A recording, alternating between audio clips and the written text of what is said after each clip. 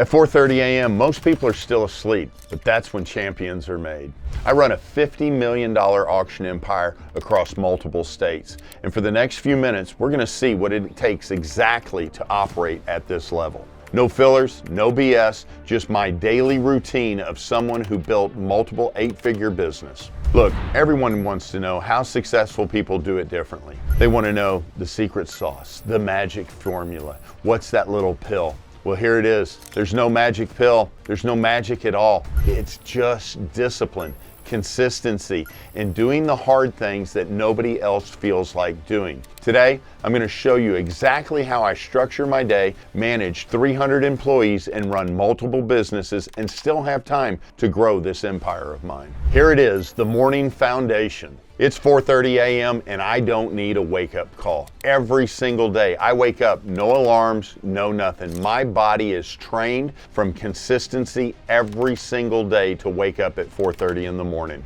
I get up at 4:30, right as I get up, directly going into a cold plunge. I have been cold plunging 385 days straight at 41 degrees. Man, is it something I want to do? No. Cold plunging is tough, man. I get to that cold plunge every morning and I sit there and I have to convince myself to get in it. And the reason why I have to convince myself to get in it is because it's something hard to do. But guess what? It's the hardest thing I'm going to do for the day. But the moment I get in there and I sit down in that plunge, God, that rush of energy I get, I completely understand why I'm sitting in there. Now I sit in there for 6 minutes. I just sit and reflect and I clear my mind out. And then when I step out of that plunge, completely clear mind, I've got endorphins that are running through my body the dopamine is insane.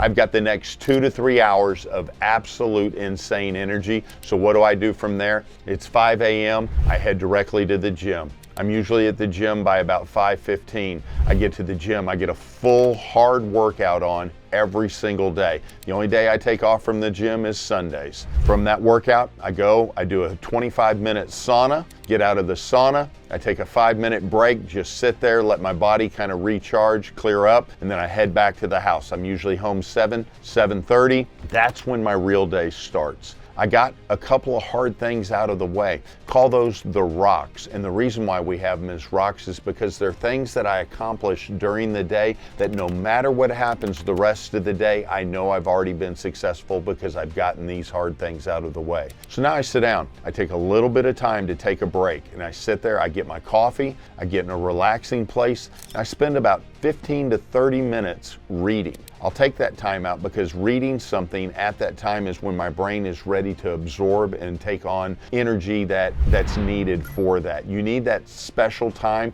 when I know it's quiet, nobody else is around. Jamie's usually still asleep then. She doesn't usually get up until 7:30 or 8, so I know I have that time that's just to me. But once that time's over, then it's truly go time. Now I've gotten that out of the way. I've gotten a little bit of knowledge in every day. That's how I get these 52 books that I'm working at reading this year. This is the time I take to do that. I'm teaching myself, I'm educating myself, and I'm constantly doing that every day. So now we move into the bulk of the day, and that's the time when I start going through what are my priorities for the day. So I look at a list of priorities. What do I need to get done? Who's the first person I'm calling today? What's the first meeting do I have today? What is the place that I need to put most of my energy? Because there's going to be times of the day that some people need more energy than other people need. And when you have 10 people that report directly to you, you've got to figure out where you're needed the most at that time. If I could go back to my 20s and talk to my 20-year-old self, I'd slap myself right across the face and tell myself,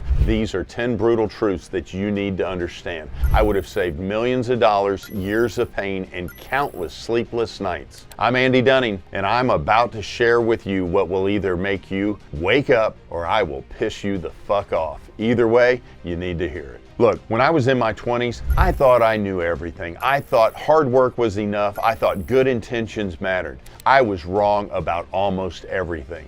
These are 10 truths I'm about to share with you. They're not motivational. They're not inspirational. They're brutal, but they're real. And if you're in your 20s, you're in your 30s, hell, even if you're in your 40s, you need to hear them.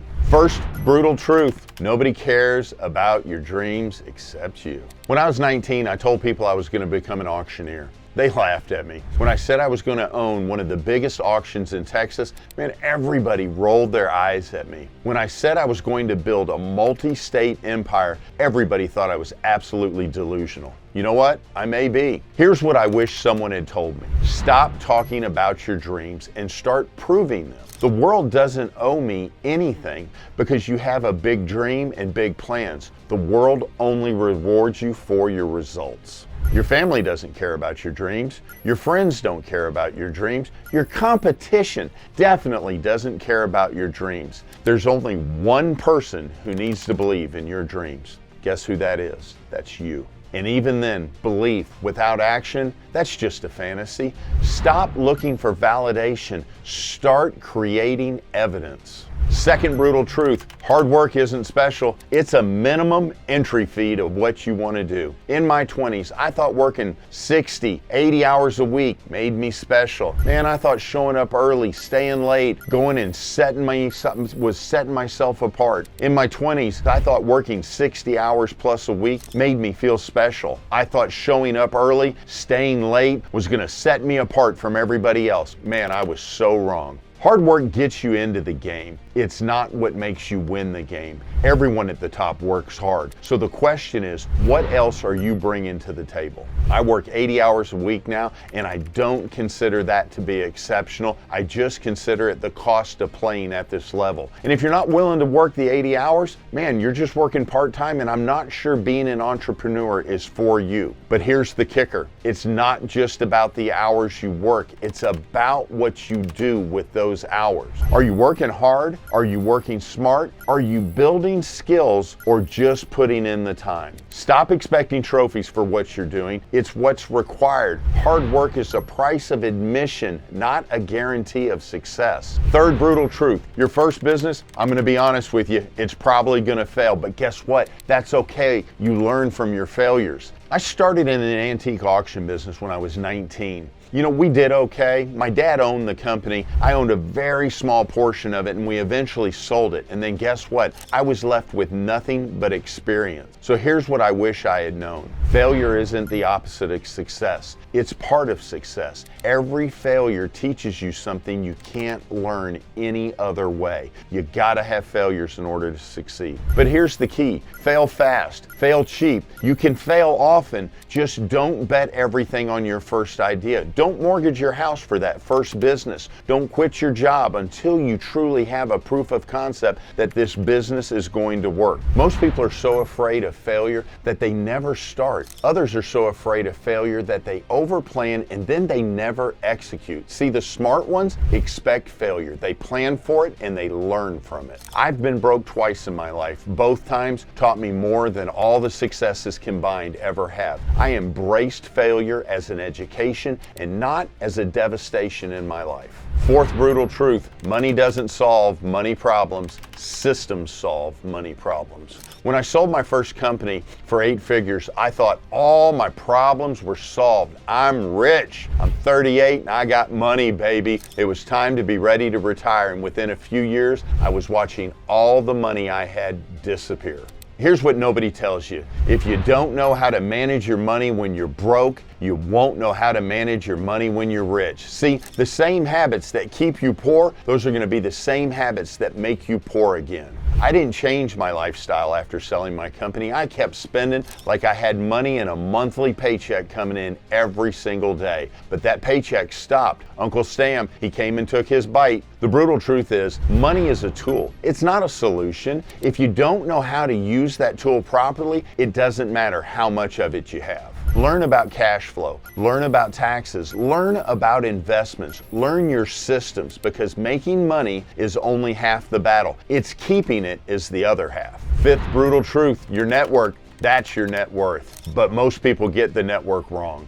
Man, when I got back into the auction in 2018, I didn't have to start from scratch, but I was starting from scratch financially, but I wasn't in my network. My network was my net worth at that time. I picked up a phone and I called a guy that owned an auction in the same town I was in, and I said, hey man, I need to buy your auction. I need to buy it immediately. But guess what the response I got was? It's not for sale right now. This deal ended up happening ultimately because of a relationship that I built over decades. And it's not because I was the person that paid the highest price for the auction and not because I had the best plan. It was built because I was the most trusted person to buy this property. But here's where most people get networking wrong. They think it's about collecting business cards and adding people to a LinkedIn account. That's not networking, that's collecting contacts.